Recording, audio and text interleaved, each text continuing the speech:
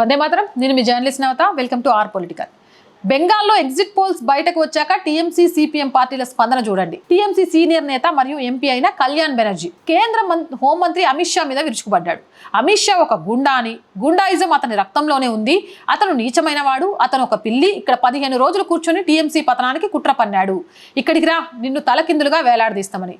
భయ్, ఇవాళ నైట్కి గనక అక్కడ బీజేపీ గవర్నమెంట్ వస్తే నిన్ను తలకిందులుగా వేలాడదీస్తారు. యూపీ సీఎం యోగి ఆదిత్యనాథ్ని చూసినావా? అస్సాం సీఎం హిమంత బిశ్వశర్మను చూసినావా?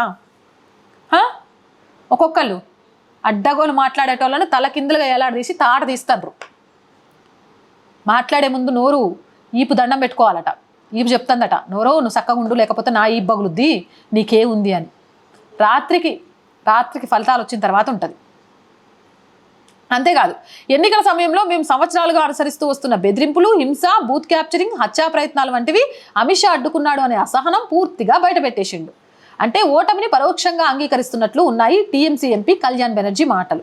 వీళ్ళ పొగరు గర్వం ఎలా ఉన్నాయో చూడండి. వీడు కేంద్ర హోంమంత్రి మీద ఇంత జులుం చూపిస్తున్నాడంటే బెంగాల్లో పోలీసులను, అధికారులను బెదిరించి భయపెట్టి తమకు నచ్చిన విధంగా పనిచేయించుకునే విధంగా టీఎంసీ కార్యకర్తల్లాగా మార్చేసి ఉంటారు అనే దానిలో అనుమానం ఏమనుందా? మరి అటువంటి అధికారులు గతంలో నిర్వహించిన ఎన్నికలు సక్రమంగా జరిగాయి అని ఎవరైనా నమ్ముతారా? ఇక ఇంకొక ఆయన సిపిఎం జాదవ్పూర్ అసెంబ్లీ అభ్యర్థి బికాష్ రంజన్ భట్టాచార్య ఎగ్జిట్ పోల్స్ గురించి మాట్లాడుతూ, మమతా బెనర్జీ ఫ్రస్ట్రేషన్ స్పష్టంగా కనిపిస్తుంది, ఎందుకంటే ఈసారి ఆమె గుండాలు స్వేచ్ఛగా పనిచేయలేకపోయారు. 2011 నుంచి ఈ రోజు వరకు ఎన్నికలను టీఎంసీ గుండాలు నియంత్రించేవారు. ఉదయం 11 గంటల తర్వాత అన్ని బూత్లను వారు ఆక్రమించి నియంత్రణలో ఉంచేవారు. ఈసారి వారు ఫెయిల్ అయ్యారు. అందుకే మమతలో ఫ్రస్ట్రేషన్ మరియు భయం కనిపిస్తుంది. ఈసారి పోలీసులు తమ ప్రాథమిక బాధ్యత నిర్వర్తించారు. సెంట్రల్ ఫోర్సెస్ ఉండడం వల్ల వారికి ధైర్యం వచ్చింది. సెంట్రల్ ఫోర్సెస్ ఎలాంటి అభ్యంతరకరమైన పనులు చేయడం నేను చూడలేదు అని. మొత్తానికి అట్లా జరిగినాయి అనమాట పశ్చిమ బెంగాల్ ఎన్నికలు. ఫలితాల కోసం ఇక మనం సాయంత్రం వరకు వేచి చూడాలి. ఎగ్జిట్ పోల్స్ అయితే బీజేపీకి మద్దతు పలికాయి. ఇప్పటి వరకు వస్తున్న ట్రెండ్ చూస్తుంటే కూడా బీజేపీకి సపోర్ట్గానే ఉంది. ఫలితాలు ఎలా ఉంటాయనేది వేచి చూడాలి. జై హింద్, జై భారత్. అండ్ రోజు చెప్తున్నానండి, ఈ మధ్యకాలంలో కొంచెం బ్రేక్ ఇవ్వాల్సి వచ్చింది కూడా. ఫస్ట్ వీక్ శాలరీస్ కోసం చాలా ఇబ్బంది ఉంటుంది. నేను మీకు చెప్పాల్సిన అవసరం లేదు. అనేక ఒడిదొడుకులను ఎదుర్కొంటూ ఈ ఛానల్ని ముందుకు తీసుకొని వెళ్తున్నాను. మీ అందరి సహకారం ఉంటుంది అనే ధైర్యంతోనే ఆ సహకారాన్ని అందిస్తారు అని ఆశిస్తున్నాను. సహకారం అందించాలి అంటే నేను చెప్పవసరంలే, సబ్స్క్రిప్షన్ పక్కనే జాయిన్ అనే బటన్ ఉంది. 1 to 5 లెవెల్స్ ఉన్నాయి.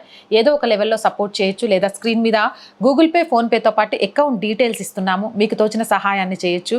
అలాగే బ్యాంక్ అకౌంట్ డీటెయిల్స్ కూడా ఇస్తున్నామండి.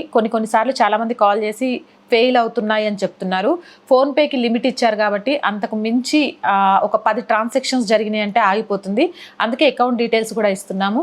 సో ఈ నెల ఆర్ వాయిస్ని ఆర్థిక ఇబ్బందుల నుంచి బయటపడేయాల్సిన బాధ్యత మీదే. అలాగే ప్రతి వీడియోని లైక్ చేస్తూ ఉండండి, షేర్ చేస్తూ ఉండండి. ఎలాంటి వీడియోస్ చేస్తే బాగుంటుంది అనేది కామెంట్ సెక్షన్లో తెలియజేస్తూ ఉండండి.